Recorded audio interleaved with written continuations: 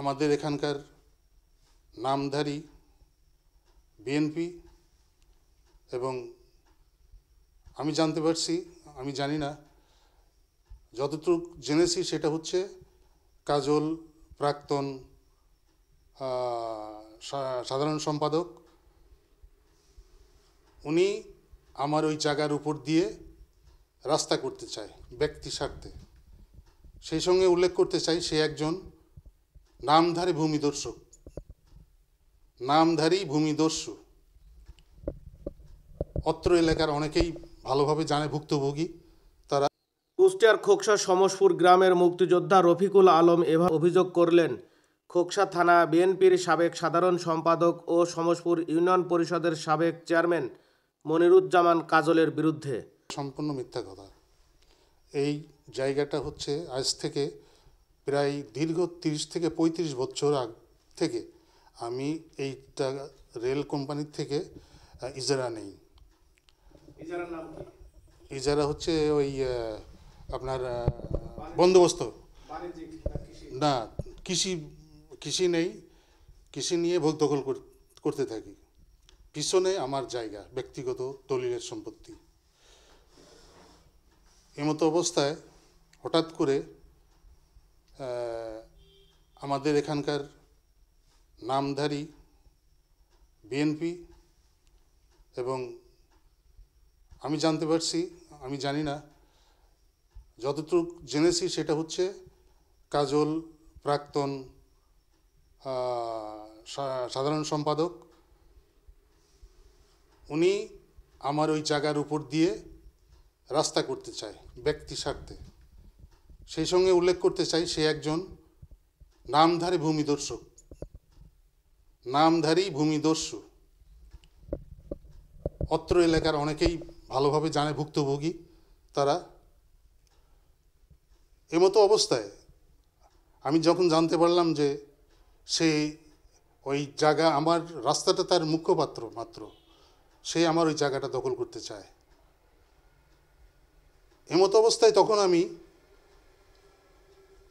অফিসে যোগাযোগ করি। যেহেতু আমার নামে কৃষি লোন লিজ নেওয়া আছে, আমি প্রথমত ওখানে ঘর তুলে তারপরে ওটাকে বাণিজ্যিক করতে হয়, কারণ আমি তো আগেই বাণিজ্যিক করে তো আমি ভাড়া টানতে পারবো না, কারণ এটা একদম খালি পড়েছিল। আমি ওই চারা আম গাছ লাগিয়ে ওখানে দখলে ছিল আমার। এমত অবস্থায় যখন জানতে পারলাম যে সে রাস্তা করবে জনস্বার্থ বলতে ওই একই, যে সে তার আসল উদ্দেশ্যটা হচ্ছে সে আমার ওই জায়গা দখল করা। আমি তখন ওখানে 99 ফিট বাই 12 ফিট জায়গা বন্দোবস্ত নিই বাণিজ্যিক হিসাবে। সেখানে আমি তখন ঘর তুলে আমি এখনও কমপ্লিট হয় নাই, তখন সে এসে আমাকে বলে যে এমনি ঘর করতে পারবে না। ঘর তোলা হয়ে গেছে অলরেডি, আর ওই নিচের ফাউন্ডেশন আমি দিচ্ছি, উপরে টিন, পাশে সিমেন্টের খুঁটি। আপনি কৃষি লিজ নিলেন, হ্যাঁ, কৃষি লিজ নিয়ে আপনি বাণিজ্যিক করার আগে কেন বাণিজ্যিকভাবে ওখানে প্রতিষ্ঠান করার চেষ্টা করলেন? না, আমি বাণিজ্যিকভাবে প্রতিষ্ঠান করার চেষ্টা করি নাই। ওটা ডাইভার্সন করে, কারণ কৃষি এক জিনিস আর হচ্ছে বাণিজ্যিক আরেক জিনিস। বাণিজ্যিক হলে সেখানে আপনি প্ল্যাটফর্মে বাণিজ্যিক দেয়, কিন্তু সেটা হচ্ছে আপনার গ্রাম বাংলায় টাপপুরে দোকান বলে, সেটা করতে পারবেন, কিন্তু ইট গাঁথতে পারবেন না আপনি। না, ইটটা তো আমি প্ল্যাটফর্ম, হ্যাঁ, ওটা প্ল্যাটফর্ম নয়, প্ল্যাটফর্মের সাইডে ওটা প্ল্যাটফর্ম আলাদা। না, ওটা তো আমি ওয়াল করতেছি না, ওটা জাস্ট নিচের ফ্লোরটা পাকা করার জন্যে সেই অবস্থায় করা হচ্ছিল। ওটা কোনো ইটের কোনো ঘর হচ্ছিল না, ওটা নিচে ফ্লোরটা ইটের করা হচ্ছিল, যাতে ওই ইটা, কেন রেলের পাশে ট্রেন যখন চলে তখন এটা তো জার্কিং হয়, সেই জার্কিংটাকে ঠেকানোর জন্যে নিচের ফ্লোরটা ফাউন্ডেশনটা দেওয়া হয়েছিল।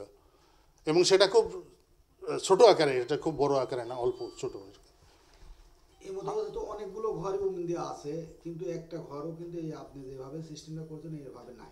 প্ল্যাটফর্মের আশেপাশে কখনো ইট গাঁথা হয় না। না, সেই ইট গাঁথা হয় না, আমিও জানি। আমি জানি যে ওখানে ওয়াল করা যাবে না এবং ছাদ করা যাবে না, কিন্তু নিচে ফ্লোর আপনি করতে পারেন। এটা আমার জেনে নিয়েই আমি এটা করছিলাম। তারপরে এই ঘর তোলার উদ্যোগটা কি আপনি এই রাস্তা করার বিষয়ের উপরে না না বললেন? না না না আগে থেকে আপনার এই না, এই আমার অনেক আগে থেকে। তার কারণ হচ্ছে না, এতদিন আমার তো একটা পরিবেশের প্রয়োজন ছিল। তার কারণ ওখানে ঘর তুললেই তো হবে না, ওটাকে তো আমার খাজনা দিতে হবে।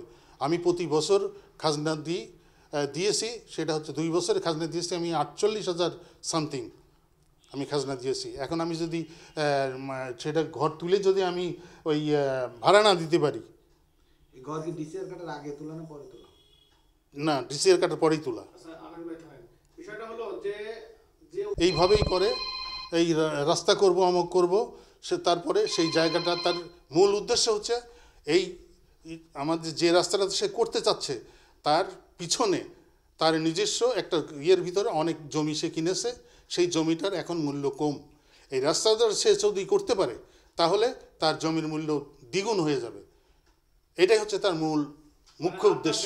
আমি কিন্তু আপনার কাছে জানতে চাই যে আসলে ভূমি দস্যুটা মানে দস্যু মানে ওইটাই, আপনার কাছে যদি কোনো প্রুফ থাকে, প্রুফ বলতে ওইটাই যে জোর করে রাস্তা আর ভূমি দস্যু। না না না, রাস্তা আমরা জানি যে ভূমি দস্যু রাস্তা বলতে কি বুঝান? আমি জমি নিজের নামে বা নিজের দখলে নিয়ে ভূমি দস্যু বলে। হ্যাঁ, এটা নিজের নামে ভূমি দস্যু, এটা কেমন? খালি তো আমার একার না, তো এরকম অনেকেরই সে করেছে, সেই বিধায় আমি তাকে বললাম। এটা তো এলাকার জনস্বার্থ। মানে রাস্তার জন্য কি একজন ভূমি দস্যু হতে পারে? না না, শুধু রাস্তার জন্যই নয়, রাস্তার জন্য সে না না ভূমি দস্যু লাগাইলেন তার নামের সাথে, জি, সে কি এমন কোনটা করেছে যার কারণে আপনি ভূমি দস্যু নামধারী, মানে একদম সে এই জন্যে আমি বলতে চাচ্ছি যে এর আগে আমার আত্মীয় আমার বোনের আমার মেয়ের জায়গা, মেয়ের শ্বশুরবাড়ির পিছনে তার জায়গা আছে, সে জমি কিনেছে। সেই জমির এখন সেই তার ওই রেলে ওঠার জন্যে, রাস্তায় ওঠার জন্যে সে তার ঘর ভাঙার গত কয়েক বছর আগে সে ঘর ভাঙতে যায়, আমরা সেটা প্রতিহত করি। এই জন্য এইরকমই সে প্রায় এই যেখানেই এটা করছে। ভূমি দস্যু হয় না, জোর জবর দখল বা উচ্ছেদ, কিন্তু ভূমি দস্যু হচ্ছে একটা জিনিস যে অন্যের জমি নিজের নামে জাল দলিল করে নিজের নামে করাকে ভূমি দস্যু বলে। হ্যাঁ, ওইটাই আমি ওই আমার ব্যাখ্যাটা ওইটাই যে আমার যেহেতু সে জোরপূর্বকভাবে অন্যায়ভাবে সে নিচ্ছে, তখন আমি যেহেতু আমার আপনার বাড়ি বা আপনার নির্মাণাধীন ঘরের উপরে সে হামলা ভাঙচুর চালিয়েছে, কিন্তু ভূমি দস্যু এটা কেমন হয়ে গেল না আপনি একজন মুক্তিযোদ্ধা হিসেবে? না, আমি এই জন্যই বলতে চাচ্ছি যে সে আমার লিগেল, আমি তো কোনো ইলিগেল না, আমার সমস্ত ডকুমেন্টস রয়েছে আমার। আমি সেই ওই জমির যখন খাজনাপত্র দিয়েছি সব কিছু আপ টু ডেট, তখন সে জমি কি করে জোর করে সে ভাঙচুর করতে পারে? কিন্তু সে তো একা করেনি, এলাকাবাসী। না, এলাকাবাসী বলতে ভুল হবে, তার ছেলে হচ্ছে লিড দিয়েছে।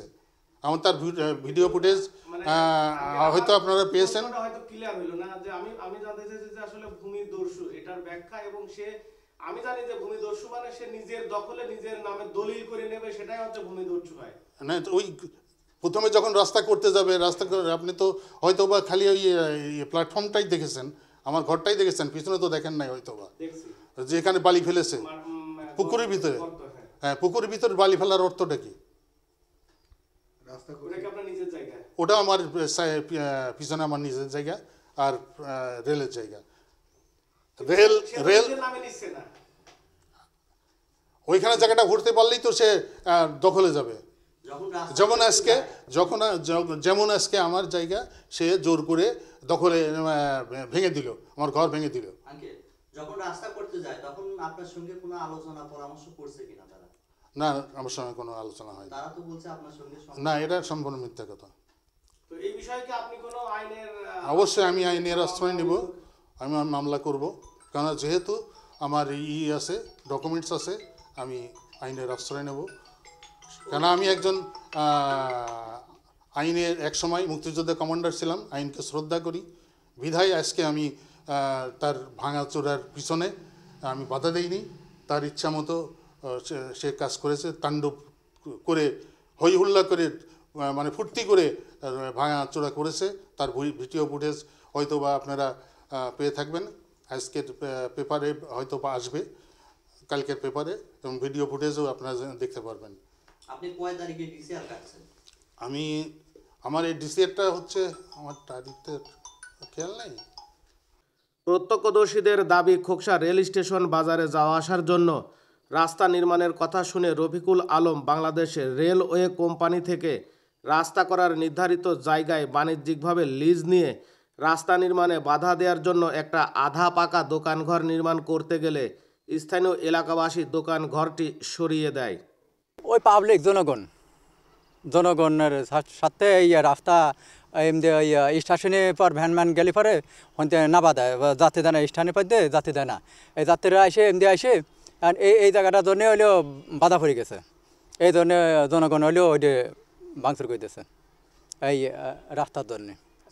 আমাদের বাড়ি এই জায়গায়, এই যে আমার বাড়ি, ইনশাল্লাহ তো জানি এখানে চেয়ারম্যান সাহেবের কোনো দোষ নাই, চেয়ারম্যান সাহেবের কোনো দোষ নাই। এই এলাকারবাসীর যত লোক আছে এই লোকজন যায় এই রোডটার জন্য এই ঘরটা ভেঙে দেওয়া হয়েছে, এবং তার কাছে জায়গা চাওয়া হয়েছে, সে বলছে আমি জায়গা দিতে পারবো না, এবং তার জন্য কি করা হয়েছে, ওই ঘরটা ভেঙে দেওয়া হয়েছে। আমরা ওই জায়গা থেকে একটা রোড নেব এলাকাবাসীর স্বার্থর জন্য, তার স্বার্থর জন্য কিছু করা হয়নি। এই জায়গা যে অভিযোগটা হচ্ছে আসলে তাকে হে প্রতিপন্ন করার জন্য মিথ্যা অভিযোগ করছে, সম্পূর্ণ মিথ্যা। এরপরে কাজলের প্রতি যত বড় যতগুলো কথা কওয়া হয়েছে সম্পূর্ণ মিথ্যা কথা, এর মধ্যে সত্য একটাও না। সত্য হচ্ছিল একটাই যে আমার এই মহল্লাবাসী এই কামগুলো করেছে আমার এই রোডের জন্য। আল্লাহ তো সম্মতি নিয়ে এমনি রাস্তা করতেছিল, উনি তো গড় কষার 2-3 দিন। এই জন্য রাস্তা তো এই অবশ্যই দরকার, জনগণের এলাকার জনগণের জন্যই খুব লাভজনক এই রাস্তাটা। কিন্তু এই ঘরটা ভাঙছে কে? আর রাস্তাকে শাল পাল ভাঙছে, হাতে রাগ করি আছে, এই রাস্তা হতে দিচ্ছে না। উনি সম্মতি দিছিল আগে, কিন্তু চেয়ারম্যানের দোষ হচ্ছে, চেয়ারম্যানের দোষ কেউ দিতে পারবে না, চেয়ারম্যানের দোষ নেই। এই জনগণের যারা সুবিধা হয় যখন রাস্তা করতে চান তারাই ভাঙছে। এগুলো ভিত্তিহীন, এগুলো আমাদের এলাকার লোকজন সবাই লাগিয়ে যে রাস্তা দেখতেছেন, তো ওই জায়গায় চখারিপুর থেকে ওই রেল পর্যন্ত পাকা রাস্তা, এই রাস্তায় এইভাবে উঠে আপনার রেল পাড়া বাচ্চা কাচ্চা নিয়ে মানুষ কোথাও যেতে পারে না। ধরেন ট্রেন আসে কাটার ভয় থাকে, এই জায়গায় school, primary school, high school, বাজার সম্পূর্ণটাই আপনাদের এই সাইড দেয়। সেই জন্যই এই সোজা এই পর্যন্ত রাস্তা আছে। এখন প্ল্যাটফর্মে তো রাস্তা উঠানো যায় না, তাই এই পাশ দিয়ে সে বালু ভরাট করে এই পুকুরের কোল দিয়ে রেলের সম্পত্তি, কারোর ব্যক্তিগত মালিকানা সম্পত্তি না, এই সম্পত্তির পথ দিয়ে আর কি আপনাদের হাই স্কুল থেকে যে রাস্তাটা আসলো, মসজিদ, তারপরে বাজার, এই রাস্তা এই সানুদ চাচা মামার দোকানের এম দিয়ে এই পিছন দিয়ে বালু ভরাট করে, নিজে বালু ভরাট করে দেখেন প্রকল্পের কাজ চলছে। এই সোজা আপনার হচ্ছে এই রাস্তা সন্তোষপুর হয়ে একেবারে সেনগ্রাম বাহাদুরপুর একেবারে বাইপাস সড়ক হিসাবে ব্যবহৃত হবে। এটা কারোর ব্যক্তিগত জিনিস না, এটা 10-এর যা। যে অভিযোগটা উঠছে চেয়ারম্যানের বিরুদ্ধে, আসলে এটা কি রাজনৈতিক প্রতিহিংসা বলে মনে করেন? হ্যাঁ, এগুলো যাকে বলছে এগুলো রাজনৈতিক প্রতিহিংসা, কারণ আপনি তো সরজমিনেই দেখছেন, এনে তো চেয়ারম্যানের কোনো সম্পত্তি নাই। এ জায়গায় তো জনগণের দরকার রাস্তার প্রয়োজনে। এইগুলো ভাঙার সময় আমরা দেখি নাই, কিন্তু এলাকার লোকজন, যাদের সাধারণ জনগণ যাদের প্রয়োজন রাস্তার, তা জানি বা বুঝি আমরা। আমার এলাকার রাস্তাঘাটের এটা অসুবিধা, এই সাইডটা খুব আমরা অন্ধকারে আছি। তো আমরা সবাই মিলে ধরেন রাস্তাটা চাওয়ার পরে এটা রাস্তাটা হয়ে আসলো কিছুটা, ওই জায়গাতে ধরেন আম্মু কিছু জমি জায়গা দিছি। আর এই আমার বাড়ির এই পাশে আমরা বরাবরই, এটা আমার মামাতো ভাইয়ের বাড়ি, এটা আমরা সব জমি টমি দিছি। উনি রাস্তা স্বীকার করছে আমার কাছে যে আমি রাস্তা দেবো। ওনার জায়গাটা না আমরা এই রেলের জায়গা, এটাও রেলের জায়গা, আমারও আছে রেলের জায়গা, তারও আছে। তো উনি আগে স্বীকার করছে, পরে নাকি উনি দিতে চাচ্ছিল না। জনগণ একবার রাস্তা আমরা পয়সা করি খরচ কিছু করছে। আমি চেয়ারম্যান বলবো না তার উদ্যোক্তা নাই তা না, আমরা আসি তার লাগা নিয়েছি, আমরা তো একা কিছু করতে পারিনি, একটা মাধ্যম দিয়ে করতে হবে। প্রতিনিধি একজন না থাকলে তো আর রাস্তার কোনো কাজ হয় না। তা আমরা আপাতত চেয়ারম্যানেরই বলছি, ভাই আমার এটা করে দাও।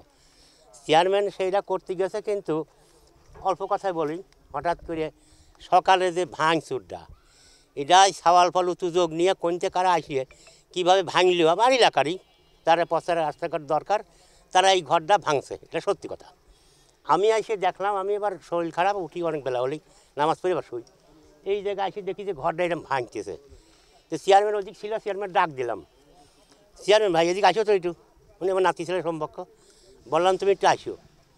আগে আসলে আমি করলাম, দেখো এইরকম ঘরগুলো ভাঙা ঠিক হচ্ছে না, এটা হলে ভুল বুঝতে পারে, ভুল বোঝাবুঝি আমরা পরে দেখবো।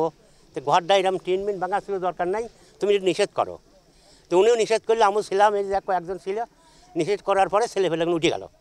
এই যে এই জায়গাও টিনটা ভাঙেছে, এই যে আমি ছেলেপেলে কি মানা করলাম আমি, তারা চলে গেল। এখন ধরেন একজনের দোষ দিলে হবে না, একজনের রাস্তা দরকার হয় না, আর একজনের কথা রাস্তা হয়ও না। রাস্তা জনগণের স্বার্থে, জনগণের জন্যই হয়। আর জনগণই হচ্ছে, একটা লোক প্রতিনিধি থাকে, তার সঙ্গে আমরা স্বর্ণাপন্ন হতে যাই।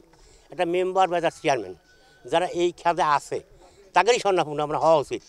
আমরা সেগুলোর কাছেই যাই। সে আমার সঙ্গে সহযোগিতা করতে গেছে, এটা ঠিক আছে, কিন্তু দোষ তার দিলে হবে না।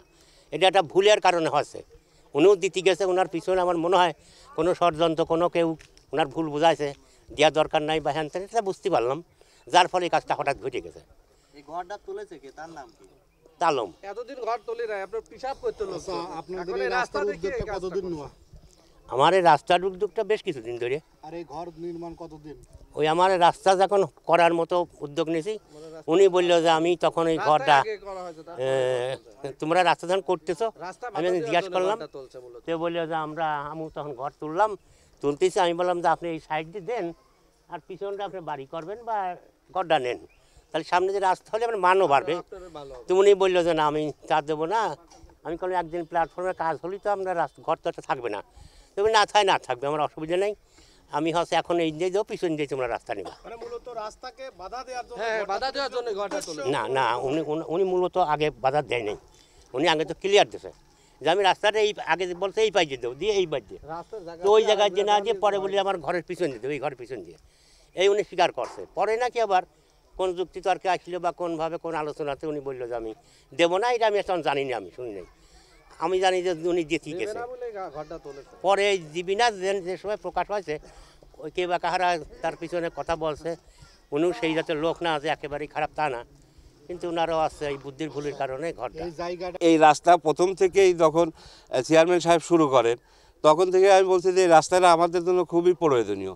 কারণ এই পাশে প্রায় 400 ফ্যামিলি থাকে, ঘর থাকে, ওই চকারিপুর থেকে এ পর্যন্ত। এদের যাতায়াতের মূলত কোনো পথ নাই, এটা যদি হয় তাহলে তারা বাজার করেও সরাসরি ভ্যানে চলে যেতে পারবে এবং সমস্ত মালামালও নিতে পারবে। আমি কি বলবো, আমার একটা মোটর সাইকেল ছিল, আমি সেই মোটর সাইকেলটা পর্যন্ত বিক্রি করে দিয়েছি, যেহেতু আনতে পারি না, এটা পার করতে পারি না, যার কারণে মোটর সাইকেলও বিক্রি করে দিয়েছি। আমি মোটামুটি একটা বাজার নিয়ে আসতেও খুব কষ্ট। এই দেখেন আমি বাজার হাইটে নিয়ে আসতেছি, হয়তো আমি যদি রাস্তাটা থাকতো তাহলে আমি অবশ্যই ভ্যানে নিয়ে আসতাম, হয়তো 5 টাকা আমার লাগতো। না, চেয়ারম্যান খুব ভালো মানুষ, সে জনস্বার্থেই কাজ করতেছে, যেহেতু জনগণের এটা প্রয়োজন, সেহেতু সে তো জনগণের পক্ষ নিয়ে করবেই, এটা তো তার রাইটস আছে। প্রায় 1000 পরিবারের খোকসা রেল স্টেশন বাজারে যাতায়াতের এটিই একমাত্র রাস্তা। 5ই আগস্ট বৈষম্য বিরোধী ছাত্র আন্দোলনের অন্যতম সমন্বয়ক হৃদয় উজ্জামান জানান, জনগণের চলাচলের জন্য রাস্তা তৈরিতে বৈষম্য সৃষ্টি করছেন রফিকুল আলম। অভিযোগ সত্য কি মিথ্যা, এটা হচ্ছে ধরেন গণমাধ্যম হচ্ছে গণতন্ত্রের চতুর্থ স্তম্ভ, আপনারাই এটা নির্ধারণ করতে পারবেন যদি আশেপাশের মানুষের থেকে একটু মন্তব্য শোনেন। এখন ব্যাপারটা হচ্ছে যে আপনি যদি এইখানে আশেপাশে যারা আছে তাদের থেকে শুনলে পরে আপনি ব্যাপারটা মনে হয় যে আরও বেশি পিওর অ্যান্ড ক্লিন পাবেন, মানে অন্যান্য দর্শকদের কাছে। কারণ দর্শকের মনে করতে পারে যেহেতু আমার পিতার নিয়ে ধরনের একটা কথা উঠেছে, আমার হয়তো একটু মানে একপাক্ষিক কথাও থাকতে পারে। কিন্তু ব্যাপারটা হচ্ছে যে আমার প্রথম প্রশ্ন হচ্ছে এই জায়গা ঘর তোলার অনুমতি যে ব্যক্তি তুলতেছিলেন তালম সাহেব, সম্ভবত নাম তালম, হ্যাঁ, তো উনি কিভাবে এই অনুমতি পাইল? এই জায়গাটা তো ওনার না, এই জায়গা তালম সাহেবের না, এই জায়গা আমার না, এই জায়গা আপনারও না, এই জায়গা রেলের আওতাধীন সরকারি একটি জায়গা। এখন দেখেন এই যে রাস্তার কি প্রয়োজনীয়তা, এটা হয়তো আশা করি যে অন্যান্য লোকজন বলেছে, আমি ওই দিকে না যাই। তো এই রাস্তাটা যখন কাজ শুরু হয় তখন এখানে এই ঘর ছিল না। এখন উনি কোন উদ্দেশ্যে কাদের দ্বারা পরিচিত হয়ে এখানে ঘর তুলতে আসলো সেটা আমার বোধগম্য না। তো আমি ওই টাইমে আমি ঢাকাতে, তাও আমি রেলের ঊর্ধ্বতন কর্মকর্তা জিএফও আরিফুল ইসলাম আছেন আমাদের এই সাইজের এই রেঞ্জে, আমি তাকে অবগত করলাম। তো আরিফুল ইসলাম ভাই তৎক্ষণাৎ এখানে লোকজন পাঠালো এবং পাঠানোর পর উনি একটা কাগজ দেখাইলো। তো যেই কাগজটা সম্ভবত কৃষি লিজ নেওয়া ওনার এই সাইজের কিছু জমি, পুরোটাও না, আরও দূরে গিয়ে ওই জমি। তো তো ওই কাগজপত্র দেখে রেলের লোকজনই তার কাজটা বন্ধ করাই দিয়ে গেল যে এই কাজটা আপনি লিগালি করতে পারেন না। আমরা কেউ বন্ধ করাই নাই। কিন্তু পরবর্তীতে তিনি তখন এসে আমার আব্বাকে বললো যে আচ্ছা ঠিক আছে তাহলে তুমি রাস্তা নাও, এই পিছন দিক দিয়ে নাও, আমি এই জায়গায় ঘর তুলি। মানে উনি তখন মিলমিশ করার চেষ্টা করলো, যেহেতু আইনিভাবে কাজটা করতে পারে নাই। তো সেই অনুযায়ী এই কাজ চলমান ছিল, রাস্তার কাজ। উনি হঠাৎ করে গত পরশুদিন বলে যে উনি এদিক দিয়ে রাস্তা দিবেন না। তো সেক্ষেত্রে এটা তো মানে এই এখতিয়ার তো ওনার নাই যে উনি রাস্তা দিবে কি না দেবে। সরকারি রাস্তা এই এখতিয়ার সরকারের, এই এখতিয়ার সরকার কার জন্য? জনগণের। এই এখতিয়ার জনগণের থাকতে পারে, উনার অন্তত নাই এই এখতিয়ার যে রাস্তা দেবে কি দেবে না। তো পরবর্তীতে উনি গতকালকে আমি ফেসবুক মাধ্যমে দেখলাম একটা কাগজ দেখাইছে, যে কাগজ দেখায় দাবি করছে যে এই জায়গা নাকি ওনার পারমিশন আছে। তো ওই কাগজটা আমি প্রশাসনের মাধ্যমে, আবার ওই কাগজটা আমি নিজেই ম্যানেজ করেছি। ম্যানেজ করে আমি রেল মন্ত্রণালয়ের সচিব থেকে শুরু করে ডিএফও যারা আছে আমি তাদেরকে পাঠিয়েছি যে এই কাগজের বলে উনি কীভাবে এই জায়গা নিজের দাবি করে, সেম এই কাগজ দেখাইছে গতকালকে। হ্যাঁ, এই কাগজটা দেখায়। এখন ভিডিওতে একটা কাগজ দেখাইলে যারা পুরো ঘটনা জানে না তারা মনে করে যে একটা কাগজ দেখাচ্ছে, মনে হয় ওই সত্য কথা বলতেছে। তো এই সেম কাগজটা আমি দেখাচ্ছি।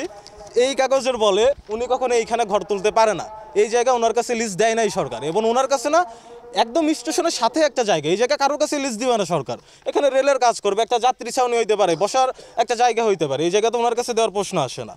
এখন উনি এই কাগজ দেখে দাবি করলো যে এই জায়গা নাকি ওনার, এবং এই জায়গায় উনি রাস্তা দিবে না। তো এই জায়গা যে ওনার না সেই ব্যাপারে আমি খোঁজ নিয়েছি, এবং সেই জায়গা থেকে আইনি যে পদক্ষেপ থাকে সেইটা আমি নিব। কিন্তু এর পাশাপাশি আরেকটা প্রশ্ন চলে আসে যে অনেক মিডিয়া দেখলাম যে ভূমিদস্যু শব্দ ব্যবহার করছে। এখন ভূমিদস্যু শব্দ মানে এটার ফুল মিনিং তারা জানে কিনা আমি দুঃখিত যারা ব্যবহার করছে। ভূমিদস্যু ভাই কখন বোঝায় যে আপনি কারোর জমি দখল করতেছেন, আপনারা ভূমিদস্যু বলতেছে। এখন এইখানে যে ঘর বানাচ্ছে সে জমি দখল করতেছে, আর যে এইখানে ঘর না হয় চাচ্ছে যে ঘর এখানে হওয়ার দরকার নাই, আমি চাচ্ছি জনগণের রাস্তা, তাহলে ভাই সে ভূমিদস্যু না, সে জনবান্ধব, সে জনগণের হয়ে কথা বলতেছে। তো এই ব্যাপারটা বুঝতে হবে। এবং এইখানে আরেকটা জিনিস দেখেছি আমি, যেটা গতকালকে থানার ওসিকে আমি অবগত করেছিলাম, যে দেখেন ওসি সাহেবও বললো যে এই ব্যাপারটা হচ্ছে রেলের ব্যাপার, তো আমার তো জাস্ট আইন শৃঙ্খলা যেন ঠিকঠাক থাকে, কেউ যেন নিজের হাতে আইন তুলে নেয়, এটা দেখার বিষয়। তো তোমাদের একটু অনুরোধ করতেছি তোমরা ধৈর্য ধরে এটা রেলওয়ে আন্ডারে যাক, তারা অবশ্যই একটা ব্যবস্থা করুক। তো আমি তখন ওসি স্যারকে বললাম যে দেখেন রেলওয়ে থেকে কিন্তু একবার এসে ওনার কাজ বন্ধ করে দিচ্ছে। তো ধৈর্য আমি নাই ধরতে পারি, আপনি ধরতে পারলেন, কিন্তু যখন একটা মব জাস্টিস হয়ে যায়, জনগণ খেপে যায়, তখন আপনিও দর্শক আমিও দর্শক, অনেকে থাকে। প্রশাসন দর্শকের ভূমিকা পালন করেছে বিগত দিনে, যখন মব জাস্টিস হয়ে গিয়েছে আমরা দেখেছি কীভাবে স্বৈরাচার হাসিনা পালাইছে, তখন কিন্তু প্রশাসনে কিছু করার ছিল না। মব জাস্টিস কখন হয়? যখন জনগণ একেবারে মানে তার পিঠটা ঠেকে যায়, তখন প্রতিবাদ না করলেই না। তো আজকে এখানে যে জিনিসটা হয়েছে, ওই টাইমে আমার আব্বা এখানে উপস্থিত ছিল না, আমি পরবর্তীতে এসে কিছুটা ঠান্ডা করার চেষ্টা করেছি। আপনি আশেপাশে যারা স্টেশনে আমাদের অনেক দোকান আছে তাদের কাছে জিজ্ঞাসা করলে আপনি পারবেন, জানতে পারবেন বিষয়টা। তো আমি পরবর্তীতে আমার কথাও খুব একটা মানে না, আমি সোজা মানুষ, তো আমার আব্বাকে ডাক দিলাম। আব্বা এসে আবার বলে যে এই মানে টিন মিন ভাঙা টাঙা এই ক্ষতিগুলো করার দরকার নেই। তো পরবর্তীতে এইভাবেই রয়েছে। এই জিনিসটা প্রথমত এই পর্যন্ত আসতো না যদি উনি এই দখল করার সাহস না দেখাতো। উনি কিন্তু এটা পুরো দমে দখল করার সাহস দেখাইছে। উনার এই জায়গা ঘর তোলার এখতিয়ার উনাকে সরকার দেয় নাই, রেলওয়ে দেয় নাই। এই জিনিসটা আমি ওপেনলি চ্যালেঞ্জ করতে পারি, এবং এই ব্যাপারে যে আইনগত যে প্রক্রিয়া নেওয়ার সেটা আমি অবশ্যই নিব। উনি গতকালকে যে কাগজটা দেখে দাবি করছে যে যে এইখানে নাকি ওনার ঘর তোলার পারমিশন আছে। তো উনি এই কাজ যখন ফেব্রুয়ারির শুরুতে তোলা শুরু করে, তখন আমি যেহেতু বৈষম্যবিরোধী ছাত্র আন্দোলন কেন্দ্রীয় বেসরকারি বিশ্ববিদ্যালয় যুগ্ম আহ্বায়ক হিসেবে আছে, আমার কিছুটা অপশন আছে একটু বড় বড় জায়গায় কথাগুলো পৌঁছানোর। তো রেলওয়েতে আমি যখন বড় জায়গাগুলোতে নক দিলাম, তারা এসে কাগজ দেখতে চাইলো, তখন উনি এই কাগজটা দেখায়, একটা কৃষি লিজ নেওয়া। তো এই কাগজটা দেখায় পরে বলে যে তাহলে এটা তো আপনার দখল বাণিজ্য হয়ে যাচ্ছে, আপনি তো দখল করতেছেন জোর করে। তখন ওনার এই কাজ বন্ধ করাই দেয়। ওনার কিন্তু এই কাজ মাঝে বন্ধ করে দিয়ে গেছে রেলওয়ে এসে। পরবর্তীতে উনি 2 দিন আগে কাজ শুরু করছে, আর এই কাগজ শো করতেছে যে উনি নাকি নতুন করে 2026 সালের জুন মাস পর্যন্ত লিজ কাটছে। তো এই কাগজের ছবি নিয়ে আমি আবার রেলওয়ে মন্ত্রণালয়ের একজন সচিব সহ জিএফও সহ অনেককে পাঠালাম। তো তাদের সাথে আমার ফোনেও কথাবার্তা চলতেছে, এবং তারা এই কাগজ দেখে আমাকে লাস্ট যেটা বলছে যে ভাই উনারে লিজ দিছে, এটা ঠিক আছে, কিন্তু উনারে যেই জায়গায় লিজ দিছে আর উনি যেই জায়গায় ঘর তুলতেছে জায়গা দুইটা পার্থক্য আছে। আমার আপাতত ছবি দেখে তাই মনে হয়েছে আমি ওইখানে সরজমিনে রেলওয়ের কর্মকর্তাদের পাঠাবো, এটা কি বলে কানুনগো বলে সম্ভবত। তো ওনাকে পাঠাবে এবং পাঠানোর পর মেপে চেপে সিদ্ধান্ত নিবে। তো ব্যাপারটা উনি প্রারম্ভিকভাবে দেখেও বলেছে যে এখন পর্যন্ত আমার মনে হচ্ছে যে এটা জোরপূর্বকই করতেছে, আর এটা বাকি যারা জনগণ আছে তাদের থেকেও আপনি জানতে পারবেন। আর সে ধরেন এই জায়গায় লিজ নিছে, রেলওয়ের থেকে নিল, এখন এই জায়গা কার? সরকারের না, সরকার জনগণের না। জনগণ যদি দাবি করে যে এই জায়গা লিজ অন্য কাছে না দিয়ে আমার যাওয়া আসার রাস্তা দেওয়া লাগবে, এই লিজ পরিবর্তনে রাস্তার জন্য অনুমোদন চলে আসবে, এই বিশ্বাস অন্তত আমি রাখি। খোকসা থানা বিএনপির সাবেক সাধারণ সম্পাদক মনিরুজ্জামান কাজলকে ভূমিদস্যু বলেই ক্ষান্ত হলেন না, তার বিরুদ্ধে মামলা করার হুমকি দিলেন মুক্তিযোদ্ধা রফিকুল আলম।